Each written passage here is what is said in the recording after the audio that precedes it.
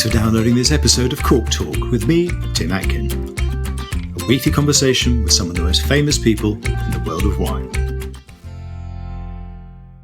This podcast is brought to you in partnership with Noma Cork by Vinventions. Driven by a commitment to innovation, the new plant-based Noma Cork Green Line offers significant improvements in wine closure performance. Thanks to a rigorous oxygen ingress rate, you can decide which cork is best for your wine, whether it's for young and fresh wines or for those with ageing potential. Bruwer Raats decided on a policy of excellence through specialisation when he set up his own project, Raats Family Wines, in 2000, focusing on what were then two unfashionable grapes, Chenin Blanc and Cabernet Franc. Our discussion covered the unique granite-based terroir of the Polkadraai Hills, what he learned from long lunches as an intern in Tuscany, how he created the iconic MR de Compostella, and his honorary status as a semi-petrol head. Hi, Bruwer. How are you? Welcome to the podcast. Thank you, Tim. I'm here in the cloudy and cold Polkadraai Hills in Stellenbosch in South Africa, and it's lovely to talk to you this morning. It's been a wet year, isn't it? Indeed. We discussed it, and it's probably, unconfirmed, probably one of the wettest winters we had in 100 years, from recorded history. So it's definitely up there, at least, with one of the wettest year. Listen, as ever, lots of stuff to talk about. Chenin Blanc, Cabernet Franc, Polkadraai Hills. Let's begin a little bit about you and your family, because your brother's a winemaker, your cousin's a winemaker. Was your dad a winemaker too? My dad was not a winemaker, but he grew up on a farm in the Klein Karoo, and both my grandfathers and all going back was in agriculture. So I think it's fair to say that, both from the Bruwer, from my mother's side and from my father's side, the Raats family definitely were in agriculture and farmers. So I think it's a deep-rooted sort of family that came from agriculture. It's in your DNA then, isn't it? Farming. Very much so, and I think they've played a big role in establishing certain agricultural unions and a network in South Africa. We were definitely a help to build agriculture in South Africa over the last 300 years. And was wine part of your life growing up? I mean, was your dad a wine drinker? Very much so. He always gave us an option. Obviously later on, my brother and I got quite fond of it, and we would probably drink more than he would like, but no, definitely, he exposes us to us, and he was very much, that you should enjoy it with food, and that wine should be not just a drink, that it's a little bit, there's something more to wine than just a alcoholic drink. Yeah. And your mum, was your mum a wine drinker? I mean, she was a good chef, presumably, as well, a good cook, yeah? Yeah, no, for sure. And she definitely enjoyed a glass. When she was older, very funny, I had a tank of Chenin Blanc that was not 100% dry, and I brought her a little bottle, and she tasted it, and it had a bit of sugar left, and she said, Bruwer, this is the best wine you ever made in your life. You should make more wine like this. I mean, you studied viticulture and enology at Elsenburg Agricultural College, didn't you? Not at Stellenbosch Uni.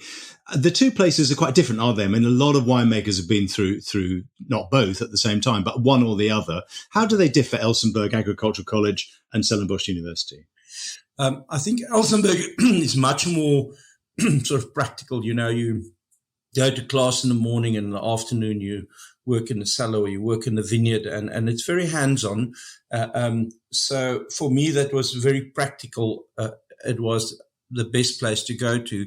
Where Stellenbosch University, you do BSc, and for the first 2 years, it's very academical. It's only in their third year that the viticulture and knowledge students start,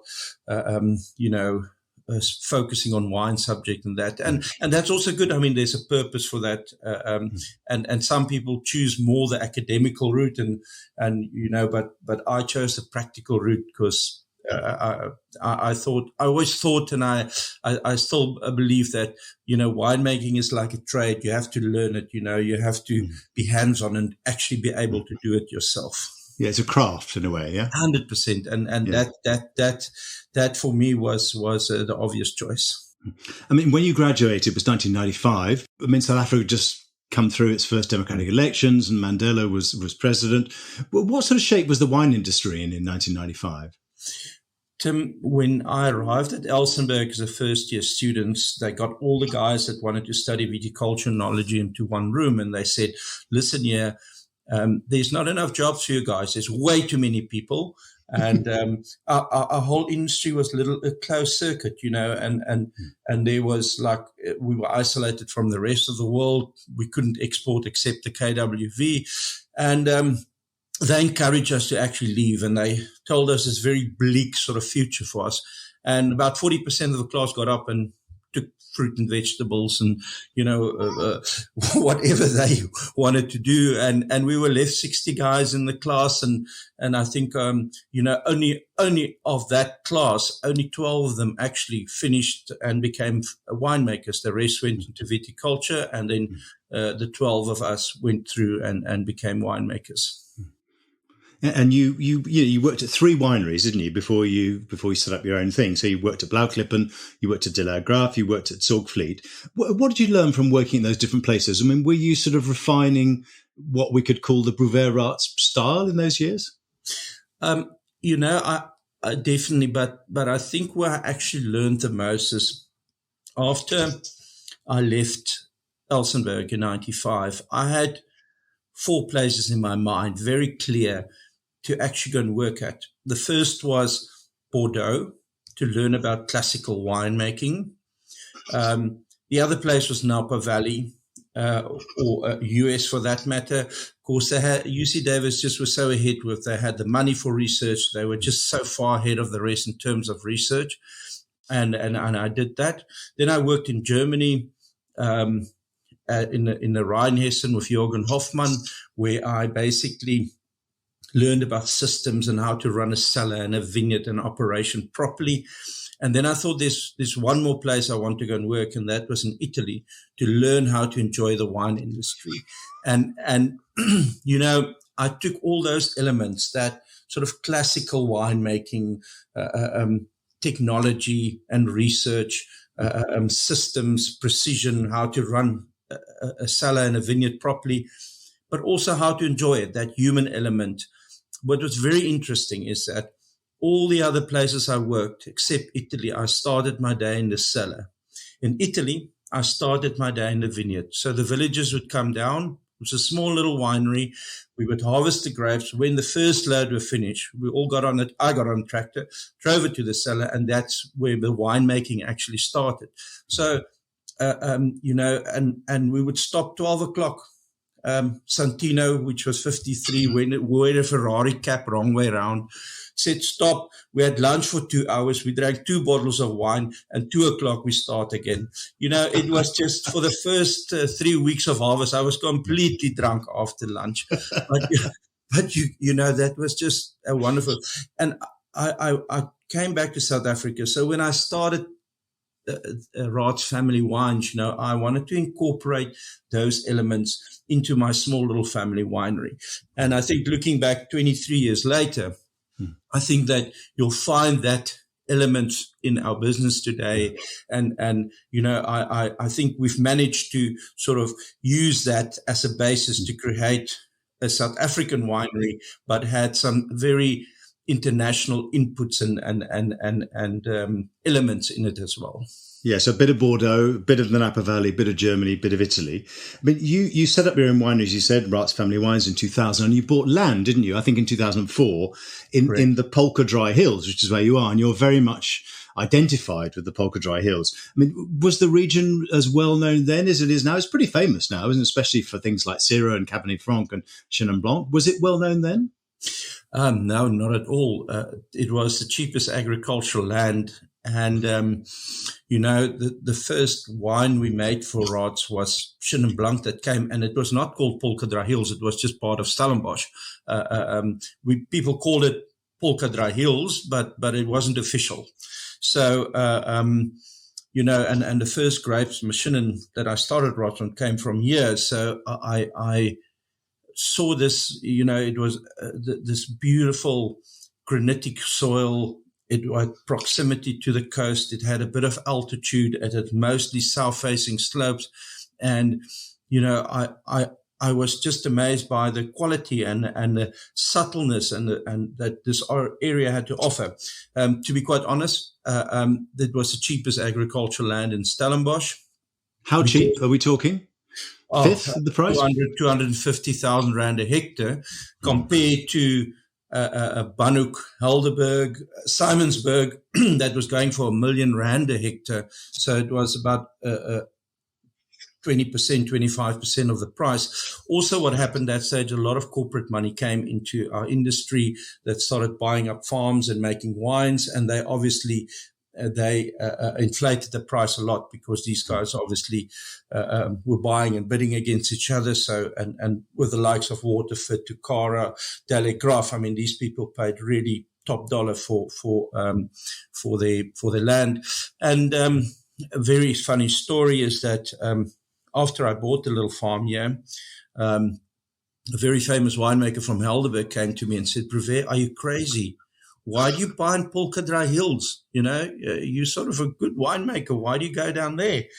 And he said to me, "Look, if Stellenbosch was a human being, you know, Helderberg was the heart and Blanc was the head and Simonsburg was the belly. You know what parts Polkadraai Hills was is there where the sun didn't shine." So it was really sort of disregarded in terms of land price. And because we were in a stage then early 2000s and well through the early sort of mid where you know, everybody was trying to make these big, bold wines and sort of, if I may call it, Parker wine styles. And it was better suited to other areas in Stellenbosch. Definitely not this granitic soils. I mean, they were more linear. They had more freshness. They showed focus, great acidity, and they showed that beautiful whetstone minerality, which was something that was not necessarily appreciated or revered that much. And how times have changed. I mean, now, you know, I think definitely from Raats Family Wines point of view, we have always made those wines. You know, I actually went and looked and checked myself, but you know, our 2004 and 5 and 6, they had 12.5, 13 alcohols. You know, so and I think the world have moved towards us. We haven't really changed our style, and when we do verticals, that shows very well. I just think that you know, people now, general wine drinking public across the world, appreciate more elegance, more understated, more freshness, and that is absolutely what we always had to offer, although it was not necessarily appreciated 23 years ago when I bought you. I mean, and you decided to focus from the start on Chenin Blanc and Cabernet Franc. I'd like to talk about the two really, but let's start with Chenin. It's, you had this idea of excellence through specialisation. So you just focus on those two grapes. Why Chenin to start with? I mean, what sort of shape was Chenin at the time? Was it was very widely planted, obviously, but was it held in the same high regard as it is now? Of course, it was very widely planted in South Africa, but for a very specific reason. The KWV planted it, and just to put it in context, the KWV was the authoritative body through government to control our industry, and you could not plant what you like. If a farmer wanted to plant something, he applied to the KWV, and then they came back and told him what to plant, and they looked at a little sheet and said, we needed Colombard, or we needed Chenin Blanc, or this what we needed, and that's what the farmer had to plant. So there was no planning from that point of view. So Chenin Blanc was planted widely across South Africa purely for a brandy production, and also to produce a cheap sort of bulk wine. The whole industry was volume driven. And I looked at Chenin Blanc, and I was exposed to Loire Chenins, and I said, what are we doing wrong in South Africa? if you have a thoroughbred horse and you train it like a working donkey, for sure you're not going to win the race. But so our problem was not that we had a donkey; we had a thoroughbred horse, but we were training it like a working horse, and that was the result we got.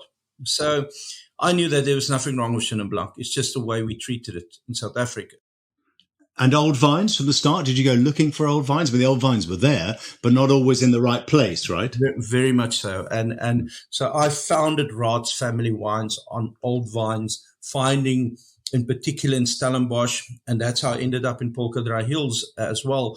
Finding these lovely old vines, making wine from it, and that was sort of the basis of it. One thing that also attracted me, except for Chenin Blanc, is the fact that everybody already claimed most of the varieties in the world. So in terms of white, I mean, Loire and New Zealand have claimed Sauvignon Blanc. Chardonnay was claimed by California, Australia, Burgundy. So on all those varieties, we'd have been third, fourth, even sixth in the queue in trying to make them wonderful. But nobody from the New World have taken Chenin Blanc and made it their own. So we had here the opportunity, similar to what Argentina did with Malbec, or what New Zealand did with Sauvignon Blanc, to go and claim Chenin Blanc to be ours. And that, I must say, was so you could come first in the race. You wouldn't have always come first in the race. Exactly. Yeah. And you could also set the trend in the world of what a South African Chenin Blanc should taste like. And I mean, we had more than 50% of the world's Chenin Blanc plantings. We had vineyards. We've been growing it here for over 300 years. So we knew it suited our conditions well over a wide range of areas, which are very apparent today. I mean, you get fantastic Chenin Blanc almost from every area in South Africa. So, that to me was sort of, at least I knew that I could enter a race where we can potentially come first. You had a chance of winning. And what about Cabernet Franc? Because Cabernet Franc wasn't planted until when? The 80s? 80-something? 86, 87? 78. 78, sorry, earlier. But I mean, beginning 80s, fair enough. And the first wine were probably made early 80s. The thing is, I was working as my first job 96. I finished in Elsenburg in 95, and I started at Blauklip, and we had 26 different varieties that we worked with. And then after the harvest, I went to the cellar master and I said, "Sir, I think this Cabernet Franc is the best wine in the cellar." And he said, "Bruwer, you're right, it is." I said, "Well, why don't we bottle it? We blend it with the Shiraz, we blend it with the Pinot Noir, we blend it with everything in the cellar to make it better. Why don't we just bottle Cabernet Franc?" And he said, "Bruwer, we must be realistic here, is that, it's seen as a blending variety. And people see the name Cabernet and Franc and associated with bitter for not knowing better." And he said, "It will never work." He said, we must just, that's what we're going to do." And I thought to myself, one day I'm going to have a winery and I'm going to make Cabernet Franc, because I just love it. I just love Cabernet Franc. It had the elegance of Burgundy. It had that spicy element, not the same, but it had that spicy element to Rhone, but it still had structure and acidity, the best of Bordeaux. So for me, as a single variety, you have elegance, you have spiciness, you have structure, you have freshness. What do you want more from a red wine? And that's why I absolutely just fell in love with Cabernet Franc. But you must be careful what you wish for, because Cabernet Franc, as we all know, is a difficult variety to grow, and it's very, very soil specific.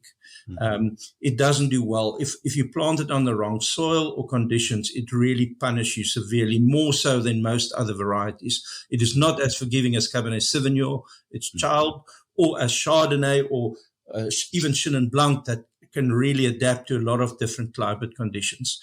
So I then realized that, traveling the world and being to the Loire, that, Polkadraai Hills with its granitic soils, which is well drained, not too fertile, and that have, was perfect for Cabernet Franc. And so there my story started. And how many Cabernet Francs are there now in South Africa? I mean, when you started, there were a handful? You can count them literally on one hand. And even then, most of them didn't make it every year. They only made it in exceptional years. And we had the first clones that came in were absolutely terrible. That clone 1 was useless. But today there's over 80 producers. So Cabernet Franc have definitely grown a lot. We have got a Cabernet Franc challenge where people write it and we just judge it as Cabernet Franc. And then the other thing is that we also have a Cabernet Franc festival. So we've done a lot, to promote Cabernet Franc, particularly in South Africa. But I think that very interesting, Tim. Last week, I just returned from this week now with the CWG. That's the Cape Winemakers Guild, yeah? Cape Winemakers Guild, that's correct. And, there was more Cabernet Franc, single variety, and Cabernet Franc blends than Cab this year on the auction. Yeah. That have never happened. I used to be this sort of lonely country singer out in the country, and I played beautiful music, but nobody wanted to listen, and now things have changed. People are looking for Cabernet Franc, and they start to appreciate that elegance and that diversity of that aromatic nose, the elegance that it has to offer. So, things have definitely changed a lot. This will make you laugh. Gary Jordan refers to those as Tim wines. Yeah. After me. Anyway, let's talk about another wine that you make, which is MR de Compostella. It's one of South Africa's most iconic red blends. It's not a pure Cabernet Franc, although the most recent release was dominated by Cab Franc. You first produced that, I think, in 2004. Correct. How did you come up with the idea? And you make it with Emzo Mvembe, who's your partner in the business. Just tell us a little bit about the genesis of the brand and what you were setting out to do with it. In 2002, I was on my way and I thought, Bruwer, you know what you want to do in life. You want to make Chenin Blanc and Cabernet Franc and you're going to live happily ever after. Then I got a call from a guy, funny accent, and he said, I couldn't figure it out, because it was quite good, but I could hear there was an accent involved there. And he said he wanted to come, he finished his academical part at the University of Stellenbosch. But he still need to do 3 months practical for them to award his degree. So I said, come up to the cellar and come for an interview because I always use trainees and exchange ideas and that sort of thing. And then on a Friday afternoon, this black guy, this very proud, who started walking to the cellar. He had this open face, friendly smile, and he was this proud guy, and I just immediately liked him. And I think we spoke for a minute, and I said, you can start on Monday. And he said, how can you just say I can start on Monday? You haven't spoken to me. And I said, I'm a simple bloody farmer. Either it works or it doesn't work. It's black and white, and I can see we're going to work together. So, and we became very good friends, like I anticipated. And then one night at a braai here on the farm, and we don't use gas if we braai, we use wood. I have to point that out. I said to him, Enzo, if you rub the little winemaking lantern and the winemaking genie appear, what would you wish for as a winemaker? And he said, Bruwer, to make a consistent ultra premium quality wine from South Africa that you can compare with the best of the world every year, that doesn't go up and down, and a good vintage is great, and that just sort of consistently are up there with the best in the world. And I said, and so that would have been my wish as well. Let's do it together. Mm-hmm. So that next week we registered the company MR, which is his surname, and Raats, which is mine. So that's where the MR comes from, our two surnames. And I said to him, and so at that stage, everybody was putting little tigers and giraffes and zebras and stuff on the label. I said, that means nothing. What means something if you put your name on something, because it means something to you. That means it represents yourself when you put it in that bottle. And secondly, it will mean something to your children one day if they inherit it. And he was 100% with me on that. We call the wine de Compostella. which means the constellation of stars, and that describe how we make the wine. So we work with 19 different vineyard plots over 5 varieties: Cab, Cabernet Franc, Malbec, Petit Verdot, and we basically make them separate, and we mature them separate. And after a year in the barrel, we line them up on a table, and he runs through them, score them out of 100, and I do the same. We then add our scores up. This is completely blind. We then line them up from the highest average to the lowest average. Everything under 90, we just remove from the table, and whatever comes first will be the leading variety in the wine.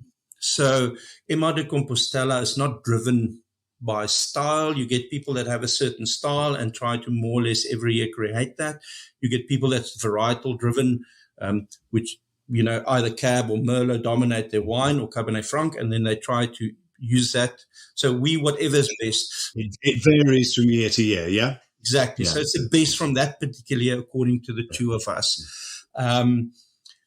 The Compostela, we want to call it the constellation, because what we say is we make a lot of stars, we decide which is the brightest, and then we compile those stars. But as we know, the biggest company in the world is called Constellation. So they would have sued us from Cape to Cairo and probably back if we used or called the wine Constellation. The only other thing that we could have done was to look at an alternative name, and that would have been, and we found it in the Spanish word de, compilation, the compilation, Stella. We took a shot and we tried to register it in Section 33. And funny enough, the things that came up was the municipality of Mexico is called Michoacano de Compostela, and obviously Santiago de Compostela.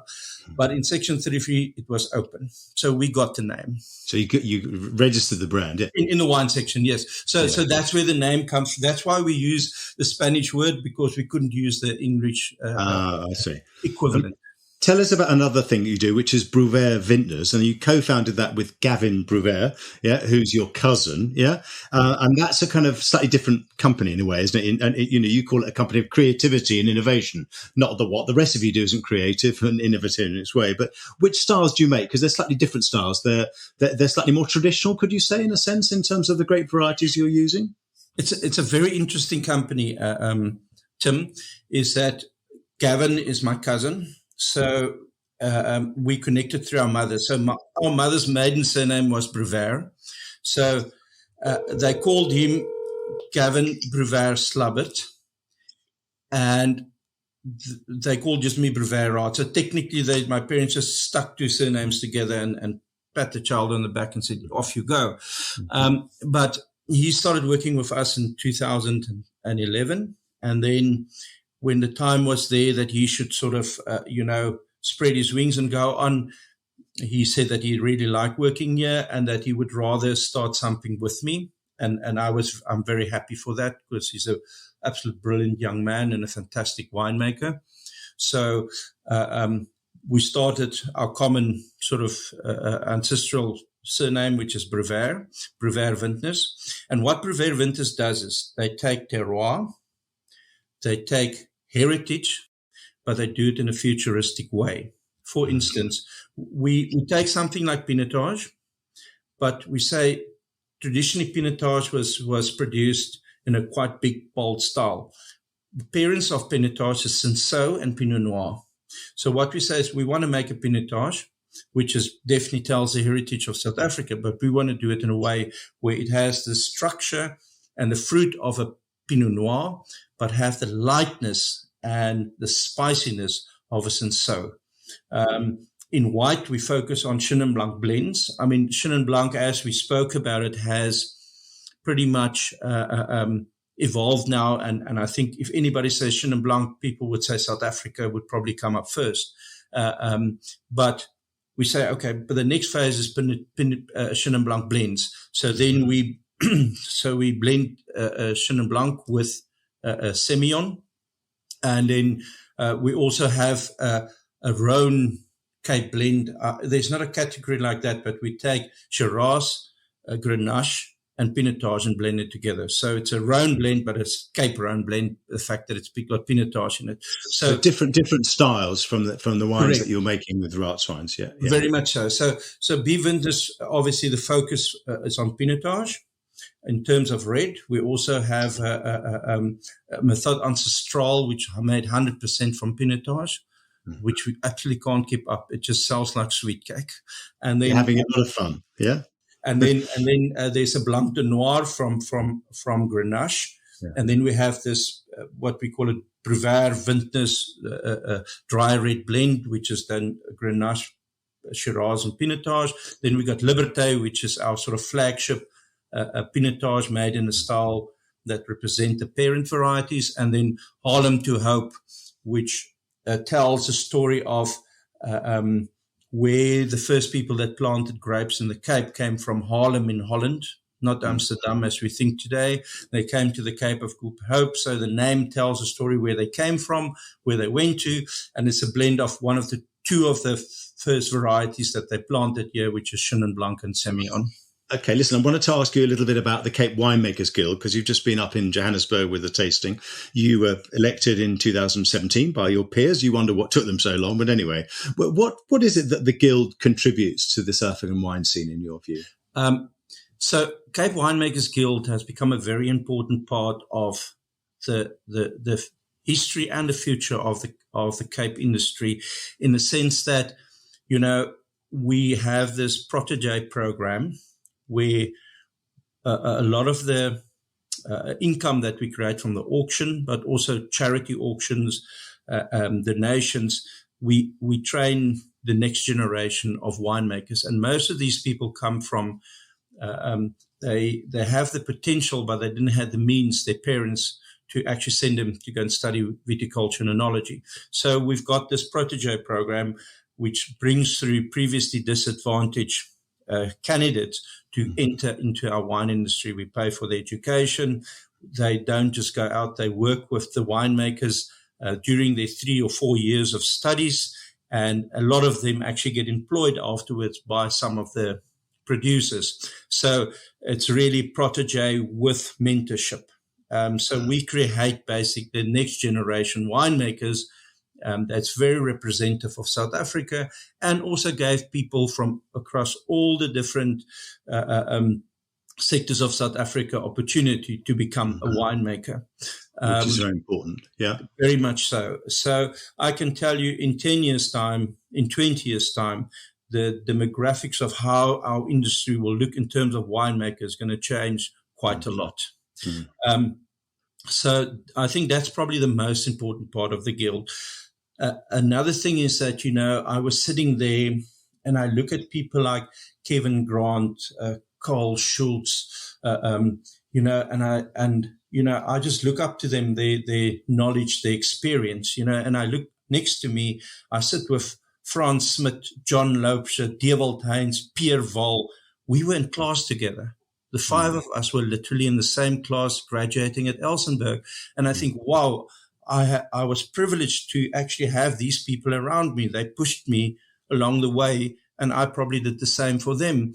And then I look 10 years back and I see Gordon Newton-Johnson, I see David Sadi, which I actually nominated for the Guild. You see Christo Leriche, and you think, geez, our industry is in fantastic hands, and that's, I think, what the Guild is. It pulls 3 generations, across generational winemakers together, where they meet, they taste together, they chat to each other, and we learn a great deal from the generation before me and the generation underneath me.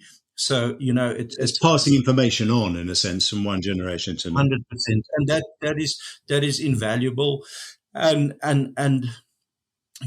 I don't think, Tim, and you would probably know better, but I don't think there's an organization like this anywhere else in the world. No, I think it's true.